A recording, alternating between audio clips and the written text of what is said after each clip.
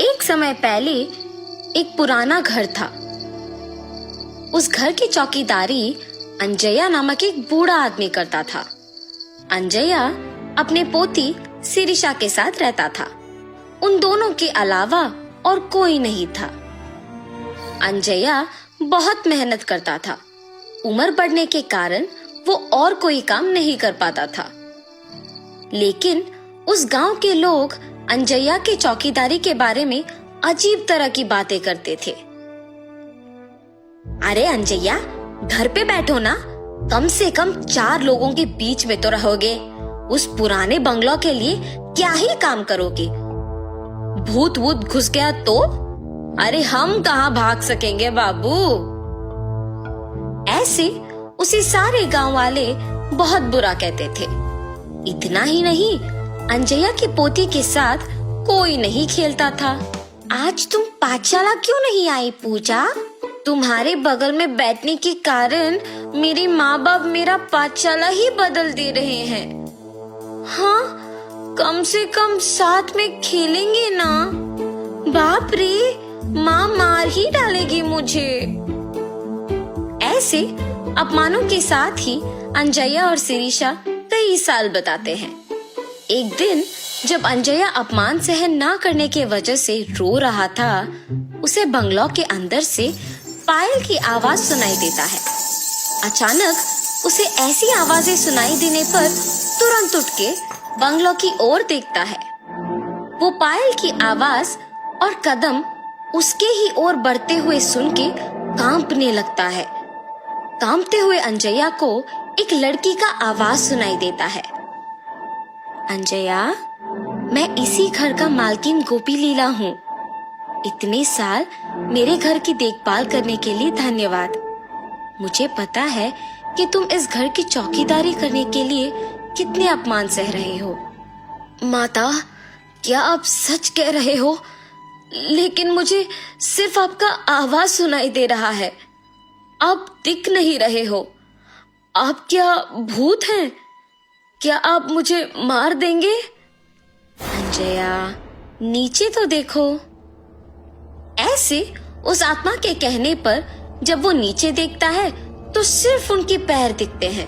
वो पैर दिखने में बहुत ही सुंदर थे और पायल से सजे हुए थे, मगर सिर्फ उनके पैर दिखने के कारण अंजया दंग रह जाता है। डरो मत, मैं तुम्हें कुछ नहीं करूंगी। अच्छे लोगों को अच्छा करूंगी और बुरे वालों को सबक सिखाऊंगी। तुम दुखी हो, इसीलिए तुम्हारी मदद करने आई हूँ।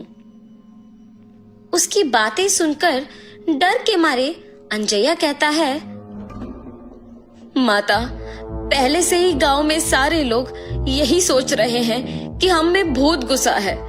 लगता है कि आप वो बात सच करने वाली है।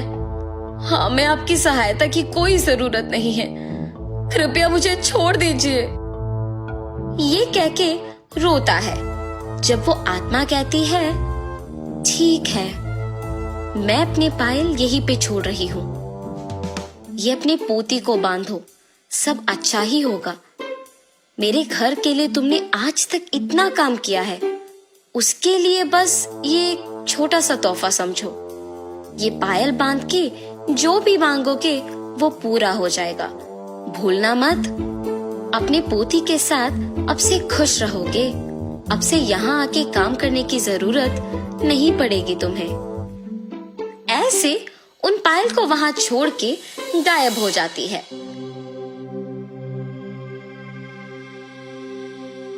अंजया उन्हें लेकर घर जाता है। घर पहुंच के अंजया सोच में पड़ जाता है कि पोती को कैसे समझाएगा ये बात। उतने में पोती घर पहुंचती है। दादाजी, क्या हुआ? आप दुखी क्यों दिख रहे हो? शिरीषा, मैं तुम्हें एक बात बताऊंगा, मगर तुम्हें डरना नहीं है, ठीक है? ऐसे शिरीषा को सब कुछ बताते हैं। दादाजी के हाथों से पायल लेके कहती है, हाय भगवान, कितने सुंदर पायल है। गोपी लीला जी बहुत अच्छे हैं। उन्हें भूत के नाम से मत पुकारो दादाजी। उन्होंने अगर इतना अच्छा तोहफा मुझे दिया तो ही सोचिए। ऐसे खुशी के साथ कहती है और अपने दादाजी से वो पायल बंधवाती है। बेटी शिरीषा, याद है ना, इन पायल को पहन के जो भी मांगो वो हो जाता है, इसीलिए ध्यान से रहना। सब कुछ पता होने के बावजूद शिरीषा बिना कोई डर के साहस के साथ उन पायल को बांध के पूरा घर चलती रहती है। उस रात को शिरीषा को खिला के सुलाने के बाद अंजया भी सो जाता है। शिरीषा पायल के सहारे उड़ते हुए नीचे का सारा धरती पूरा सुंदर दिखते हुए, उसके ही साथ सारे पक्षी उड़ते हुए बादल के बीच में से हंसते हुए खेलते हुए दिखाई देता है। कितना सुंदर सा भावना है। ऐसे सोचती ही है कि उतने में उसे गोपी लीला उसके ही जैसे पायल बांध के घर में दौड़ना दिख जाता है। गोपी लीला अपने पायल को छू के कुछ सोचती है और आंख खोलते ही उसके सामने एक बड़ा सा हाथी होता है। उस पे बैठ के उसके साथ कुछ बच्चों को भी बिठा के सैर करती है।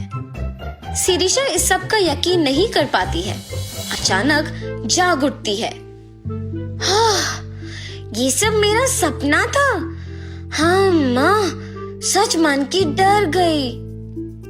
शिरीषा की बातें सुन के अंजया भी उठता है और तब जान पाता है कि क्या हुआ। ये सच है बेटी, वो पायल वाकई ही शक्तिशाली है। हमारे जीवन को बदलने के लिए, इतने साल के हमारे काम के लिए कृतज्ञ होके गोपी लीला जी ने इसे तोहफा के रूप में हमें दिया। अब ये तुम्हारे हाथों में है। तुम्हें जो मांगना है मांगो, लेकिन बुरा नाम मत लाना बस। अब सो जाओ बेटी, बहुत देर हो रहा है। अपने दादू के बताए बातों को ध्यान में रख के सो जाती है। अगले दिन पूरा गांव अकेले घूम के घर आती है। दादाजी, मेरा एक विचार है, क्यों ना हम इन पायल का उपयोग करके गांव के सारे मुश्किलों को दूर करें। तब हमारा गांव भी विकास पाएगा और उसी के साथ हमारा नाम भी। तब हम चारों में इज्जत से जी पाएंगे। ऐसे एक विचार के साथ शिरीषा उन पायल का उपयोग करना शुरू करती है। जैसे जैसे साल बीते वैसे वैसे वो उस गांव को एक शहर बना पाती है। एक समय में गांव का भला बुरा गोपी लीला ही देखती थी, मगर उनके चलने के बाद उन्हीं के दिए हुए पायल के सहारे शिरीषा उनकी आत्मा को शांति दिलाने के लिए उनके सारे ख्वाहिशों को पूरा करती है। इतना ही नहीं, अंजया के परिवार के सारे मुसीबतों को दूर करके शिरीषा के वचन के अनुसार ही सभी के समान जीते हैं।